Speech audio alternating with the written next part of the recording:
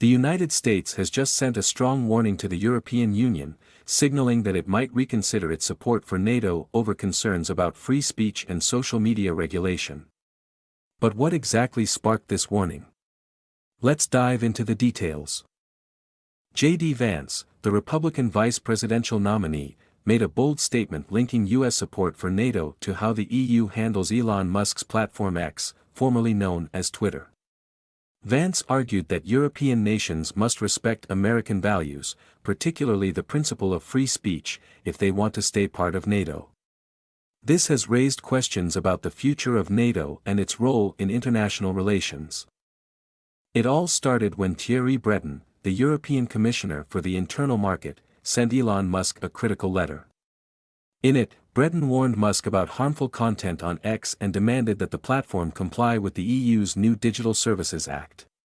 This law aims to regulate online platforms, addressing issues like content moderation and the behavior of verified users. Musk, never one to back down, responded defiantly.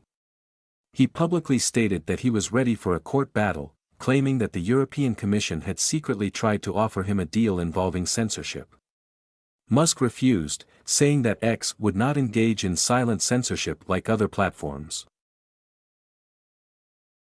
This public clash set the stage for J.D. Vance's controversial comments. Vance suggested that U.S. support for NATO could actually depend on how the EU handles free speech, specifically in relation to social media. He argued that the EU's regulatory stance threatens freedom of expression. Vance even claimed that a top EU official had threatened to arrest Musk for allowing Donald Trump back on X. These statements have reignited debates about NATO's future and the balance between national sovereignty and international cooperation.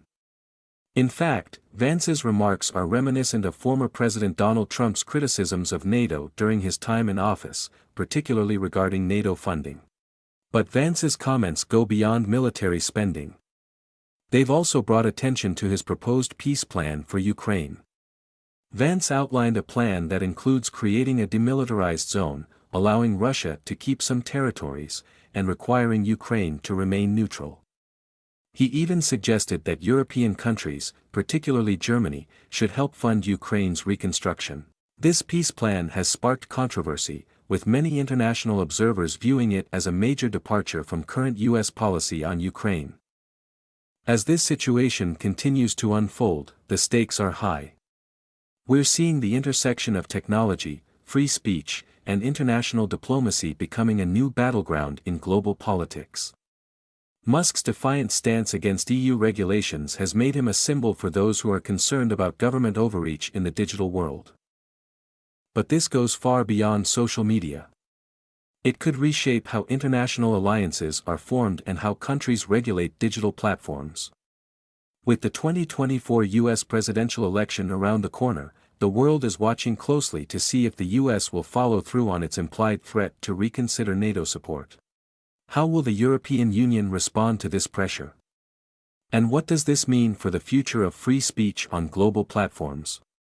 These are questions that remain unanswered, and they're crucial for the future of both international relations and the digital landscape. As this story develops, one thing is clear: the balance between national interests, international cooperation, and free speech is becoming more complex and more significant than ever before.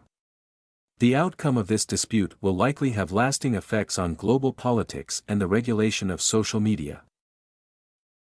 Will the US follow through with its threat? How will the EU respond?